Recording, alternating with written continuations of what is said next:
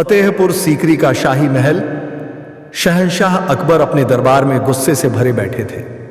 दरबारियों ने हाल ही में एक व्यापारी पर गद्दारी का आरोप लगाया था। सबने कहा कि वह राज्य का खजाना चुराकर दुश्मनों को देना चाहता है।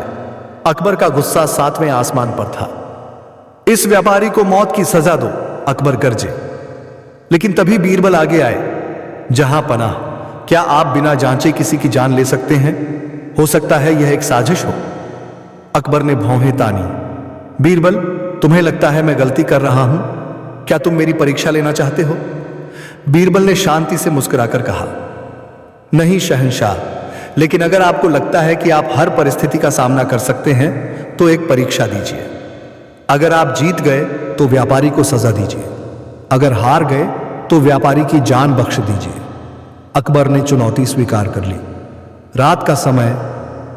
महल के पिछवाड़े एक पुरानी हवेली थी जिसे सब मौत की कोठरी कहते थे। वहां एक गड्ढे में सैकड़ों जहरीले बिच्छू पाले गए थे। बीरबल अकबर को उसी ओर ले गए। अकबर के चेहरे पर हैरानी और गुस्सा दोनों थे।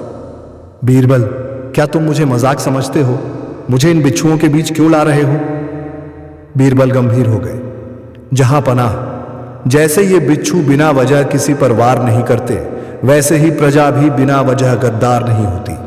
जिस तरह आप इन बिच्छुओं के बीच खड़े रहकर भी बच सकते हैं, उसी तरह इंसाफ बिना जल्दबाजी के किया जाए तो जानें बच सकती हैं। अकबर को गड्ढे के बीच उतारा गया। चारों तरफ जहरीले बिच्छू सरसराते हुए रेंग रहे थे। उनके पंजे और डंक अंधेरे में चमक रहे थे। दरबारियों की सांसें अटक गईं। अकबर की तलवार कांपते हाथों में थी। एक बिच्छू पास आया।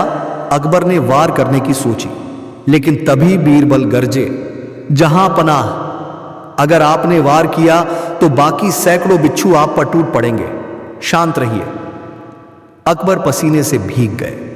उनका शाही गौरव अब डर में बदल रहा था।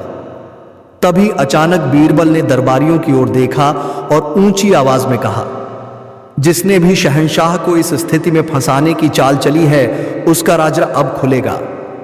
एक दरबारी की घबराई हुई आंखें सब बता गईं। वह वही व्यक्ति था जिसने व्यापारी को गद्दार कहकर फंसाया था।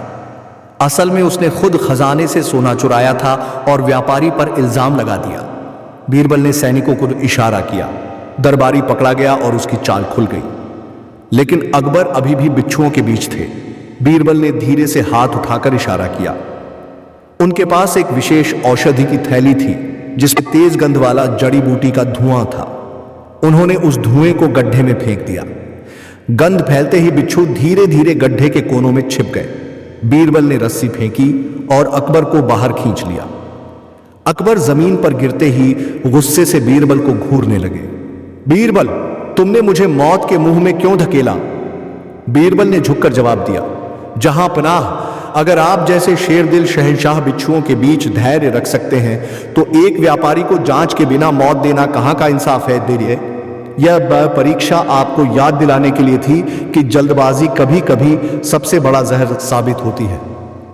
अकबर ने गहरी सांस ली। उनका गुस्सा पिघल चुका था। बीरबल, तुमने मेरी आंखें खोल दी। आज का यह खतरनाक खेल मेरी जिंदगी का सबक बन गया। मैं वादा करता हूं कि अब कभी बिना सबूत के किसी को सजा नहीं दूंगा। दरबार गूंज उठा, जय बीरबल, जय न्याय। दोस्तों, कहानी यदि अच्छी लगे तो वीडियो को लाइक करें और चैनल को सब्सक्राइब अवश्य कर दें।